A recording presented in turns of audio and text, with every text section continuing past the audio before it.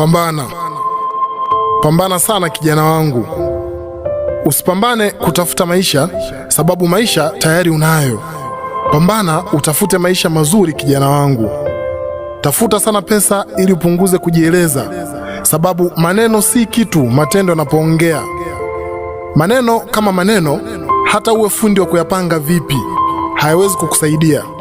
Ndio maana ukimtumia bebi wako meseji ya mapenzi, hata iwe tamu kiasi gani, ni kweli ataifurahia, ila furaha yake haiwezi kuzidi furaha ya meseji ya muamala. Komaa, kaza sana kijana wangu. Ukiona mtu yoyote amekuzidi kimaisha, kubali kwamba kuna vitu anavijua ambavyo we huvijui. Usimchukie, ila fanya kila namna ujifunze kutoka kwake. Hakuna dawa inayotibu chuki zaidi ya maarifa. Wahenga walisema busara za watu wengine ndizo humwepusha mfalme kuitwa mpumbavu.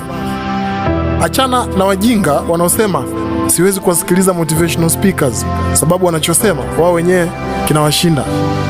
Halafu wanakwenda kwenye nyumba za ibada kufundishwa kuishi bila dhambi na watu ambao nao wenyewe wanatenda dhambi.